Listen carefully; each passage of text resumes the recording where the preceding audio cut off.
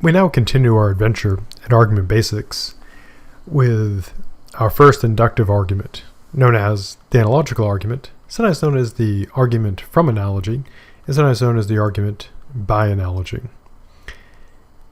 Now, an analogy is, of course, a comparison between things. And outside of the argument by analogy, which we'll look at in just a moment, there are various ways people do use analogies. One common way is a persuasive or rhetorical analogy, where you compare two things in order to make people feel good or bad about it. As an example of a positive analogy,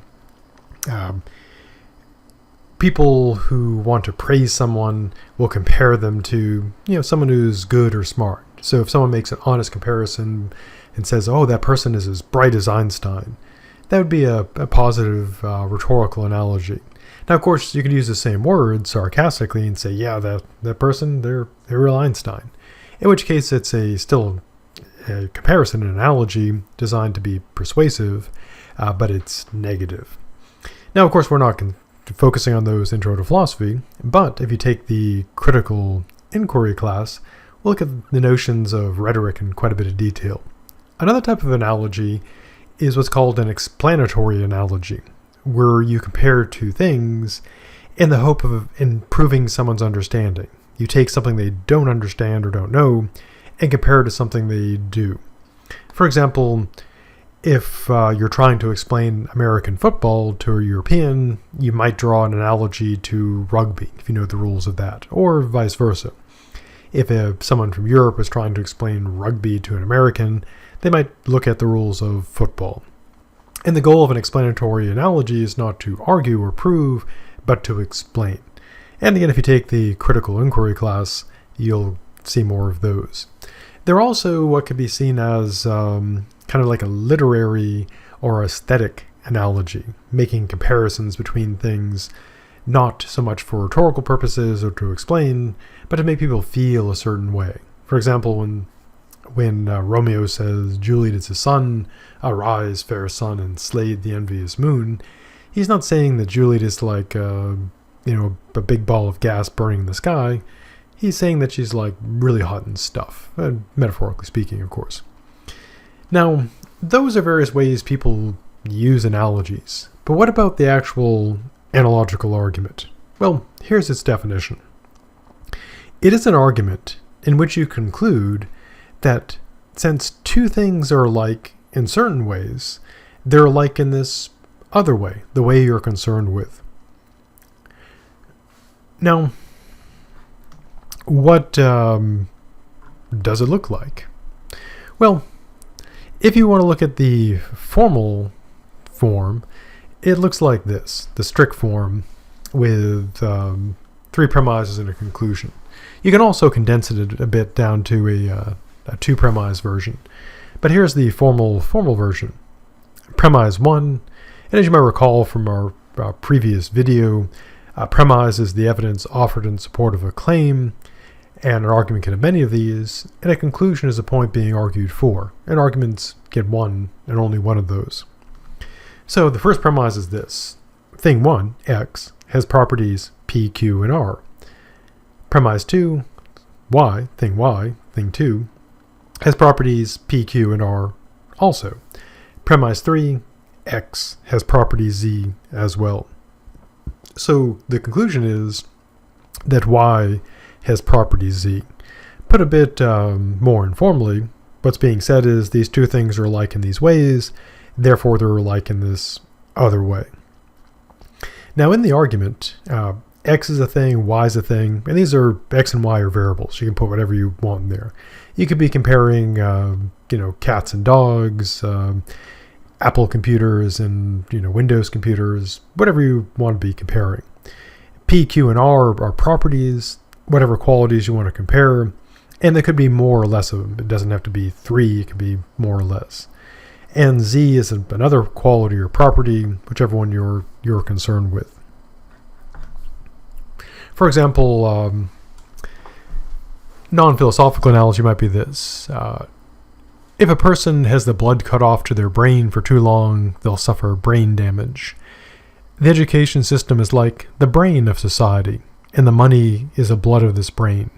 So, cutting off money to the education system will damage society, which would be an argument by analogy. Comparing education to the brain, the brain suffers damage when the blood is cut off. Blood is being compared to money, the analogy as well. So cutting off money to the education system would be like cutting off blood to the brain. So once you get an argument by analogy built, we're comparing things, how do you tell when you've got a good one or a bad one? Well, like any inductive argument, they're assessed in terms of a set of standards. So what are these standards? Well, the assessment of an analogical argument, or argument by analogy, or argument from analogy, depends on three main factors. First, the number of properties X and Y have in common. Now, the more the two things have in common, the better, which makes intuitive sense. The more alike two things are in certain ways, the more likely it is they are alike in some other way. Secondly, the relevance of the shared properties to Z. And remember, Z is the property you're concerned with. Now, what does it mean to be relevant? Well, a property, called property P, is relevant to property Z if the presence or absence of P affects the likelihood that Z will be present. So relevance basically means that one property is relevant to another, means that it affects the likelihood that the other property will be there. For example, a person's income is relevant to their political views because the amount of money a person has is relevant to their political stance. There's not a 100% correlation. It's not like rich people always are the same party, but it is a relevant property. Likewise, education is a relevant property, relevant to income. And generally, more education, more income. So, the second standard is the relevance of the properties. Third is a standard of raising the question whether X and Y, the two things, have relevant dissimilarities. The more dislike the two things are, and the more relevant the difference is, the weaker the argument. Now, you could boil these standards down to basically kind of like a meta or mega standard, which would be this. The more the two things have in common and the more relevant they are, the stronger the argument. The more the two things differ and the more relevant the difference is, the weaker the argument. Or put even more in more basic terms, the more alike they are, better the argument. Less alike, worse the argument. So, what would be an example in which we would assess this argument?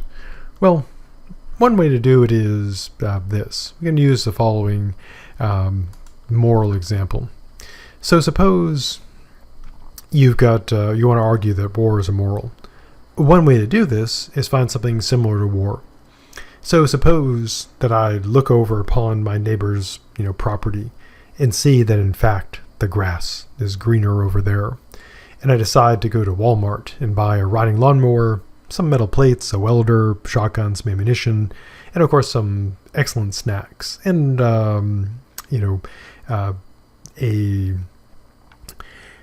loud music playing device. Loud. I was going to say like the classic boombox, but I don't know if they're a thing anymore. But let's say a very loud Bluetooth speaker connected to my smartphone to stream loud sounds. Some Wagner perhaps. And so I've constructed my lawnmower, and then I crash through the neighbor's fence, and subjugate them and take over their land, raising the flag of Mike over their land. Now, obviously, that would be morally wrong. Going over and attacking your neighbors and murdering them and stuff and taking their stuff would be wrong. So what's war like? Well, in the case of war, you look at your neighbor and say, hey, they got some nice stuff. Instead of using a lawnmower, you presumably use tanks and aircraft and stuff. You go over, kill a bunch of people, take their stuff. And so, by analogy, if me doing it to my next door neighbor with my, lawnmower of destruction is wrong, then by analogy, it would be wrong to, have this war stuff. So is that a good or bad analogy? Well, you look at the number of properties the two things have in common. They do have a lot in common. Both involve like killing and stealing and so forth. So clearly quite a bit. Secondly, there's a question of relevance. Well, it does seem relevant because killing and stealing do seem relevant to moral assessment. Now, there is the third standard, which is, are there relevant dissimilarities?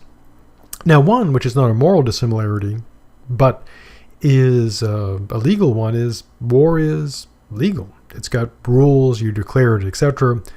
And so it could be argued that the analogy breaks because it's illegal for me to go over and kill my neighbors. But with war, if you declare a property, it's perfectly legal. And you could make an argument that the legality of war does somehow justify it morally. That as long as it's legal, and you need a transition from legal to moral, that it would be okay. Now, in the course, we'll be looking at Socrates' horse trainer analogy, and it'll be part of the paper. And so this analogical argument stuff will be very relevant in the future, especially for the paper. Now, what about outside of philosophy? Can our analogies be used? And the answer is yes, they're extremely common. It's kind of my go-to argument in ethics and pretty much everything. It's also used very practically. To give a quick example, much of medical reasoning is an analogical argument. For example, suppose you go to the doctor and you've got, an itchy rash and you were outside exposed to some plants. The doctor would, look at that, think back to medical school and what they saw with poison ivy, and look at the similarities. Red, itchy, scratchy. Patient was exposed to plants, probably by analogy, poison ivy. And so quite a bit of medical reasoning is by analogy. If you go to medical school, you become a doctor, you'll be making a lot of diagnoses by comparing what you see, what you observe, with what you learned in medical school. Law is also chock full of analogies. The notion of precedent is a clear case of this. So suppose someday you're a lawyer arguing for a judge. One common tactic is to say, bring up other cases and say, in these cases, things went the way I want my client's case to go. My client's case is like this case, therefore my case should go this way as well. And so arguments by analogy, very useful. And we'll see more of them in the future. And again, especially in the context of the paper.